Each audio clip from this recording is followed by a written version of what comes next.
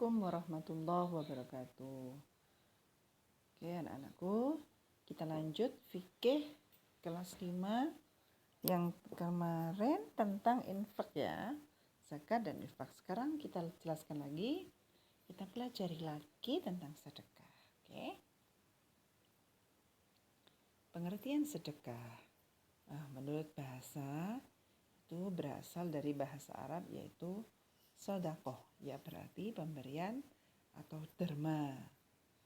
Kalau menurut istilah itu memberikan bantuan atau pertolongan berupa barang atau harta atau lainnya.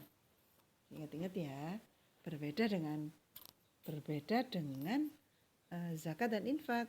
Kalau sedekah itu pertolongan, bantuan atau pertolongan berupa barang bisa, harta, atau lainnya. Syaratnya tanpa mengharap imbalan dari orang lain dan hanya mengharap ridho Allah Subhanahu wa ta'ala. Dalilnya, dasarnya ya adalah dari perintah Allah surat Al-Baqarah ayat 264. Ya, kalau orang muslim, semua orang muslim, orang Islam itu kalau mengerjakan sesuatu menyandarkan perbuatan baik dan buruk itu dari satu, yaitu Al-Quran. Jadi semuanya sama, yang dikerjakan karena ada perintah dari Al-Quran. Oke? Artinya surat Al-Baqarah ayat 264. Wahai orang-orang yang beriman, janganlah kamu merusak sedekahmu dengan menyebut-nyebutnya dan menyakiti perasaan penerima. Seperti orang yang menginfakkan hartanya karena riya atau pamer kepada manusia dan dia tidak beriman kepada Allah dan hari akhir. Perumpamaan orang seperti itu seperti batu yang licin yang di atasnya ada debu. Ketika batu itu ditimpa hujan lebat, tinggallah batu itu licin lagi. Tidak ada sesuatu apapun yang mereka kerjakan dan Allah tidak memberikan petunjuk kepada orang-orang kafir. Ya. Jadi di sini disebut kata sedekah yang dilarang untuk menyebut-nyebut atau menyakiti perasaan orang yang menerima. Dasar. Ada juga di dalam surat Yusuf ayat 88. Ya, nanti dibaca. Hadisnya apa? Hadis Nabi itu dari Yunus bin Ubaid dari Anas bin Malik berkata, bersabda Rasulullah, sesungguhnya sedekah itu dapat memadamkan murka Tuhan dan menghindarkan diri dari mati su'ul khatimah. Mati su'ul khatimah itu mati dalam kondisi tidak beriman. Nah, mati dalam kondisi tidak beriman. Maka sedekah itu sangat-sangat dianjurkan. Oke, ada juga hadis yang diriwayatkan oleh Imam Muslim. Apabila anak manusia telah meninggal, ya, an Abi Hurairah radhiyallahu anhu qala Rasulullah sallallahu alaihi wasallam, Rasulullah bersabda, "Idza mata ibnu Adam in qata amaluhu illa min salasin, shadaqatun jariyah aw ilmi yuntafa'u bih, al-waladun shalihin yad'u lahu." Itu semua amalnya terhapus kecuali 3 perkara. Sedekah jariyah, ilmu yang bermanfaat, dan doa anak yang soleh untuk orang tuanya. Ya, sedekah jariyah itu sedekah yang mengalir terus. Nah, sekarang lihat. Hukum sedekah itu adalah sunnah mu'akkad. Sunnah yang dikuatkan. Artinya sering sekali dianjurkan dan dilakukan oleh Rasulullah dan para sahabat. Tapi ada juga loh sedekah yang haram. Artinya sedekah yang dalam keburukan itu haram. Tapi ada juga sedekah yang sifatnya wajib. Misalnya ada orang yang lapar, kelaparan. Nah, kita punya makanan, segera itu. Kalau kita tidak segera sedekahkan makanan itu, maka kita dosa karena itu sudah wajib. Tapi secara umum sedekah itu hukumnya adalah sunnah mu'akkad. Ya. Jadi yang sangat sering dilakukan oleh Rasulullah dan para sahabat, dan kalau tidak dilakukan rugi loh ya, meskipun hukumnya sunnah. Nah, rukun sedekah itu ada orang yang memberikan sedekah, ya, orang yang diberi sedekah syaratnya berhak memiliki ya, orang yang diberikan sedekah itu boleh memiliki barang atau lainnya yang diberikan, ijab dan qabul.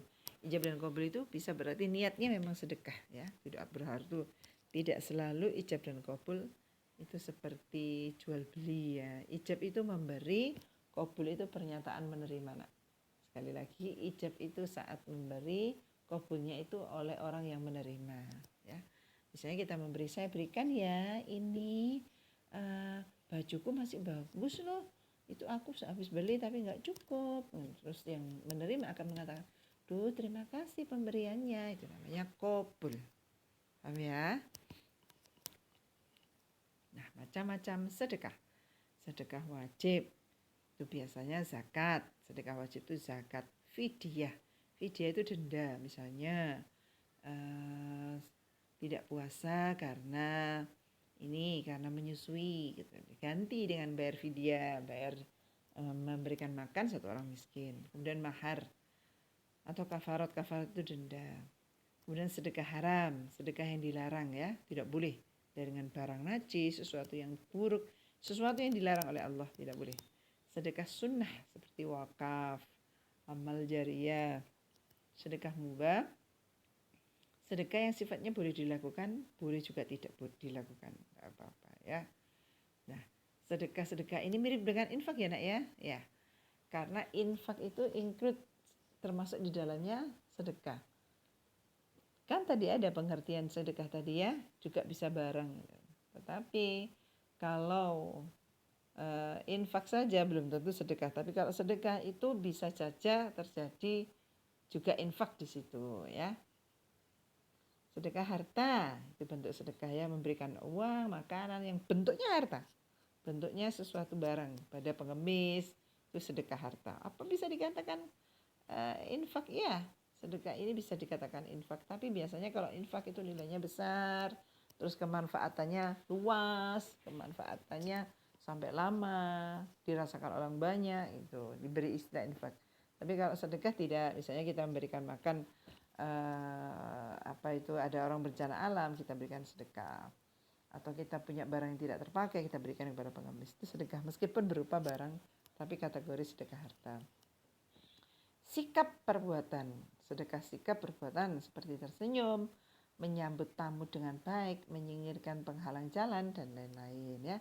Suatu yang berbuat baik, menolong teman yang jatuh dari sepeda ya. Terus membantu teman menjelaskan pelajaran yang enggak tahu, menginformasikan teman-teman yang kebingungan. Pokoknya sesuatu yang baik, hati nurani kita itu sepakat itu baik. Sebetulnya kita kan punya hati nurani saya untuk mengatakan ini baik enggak.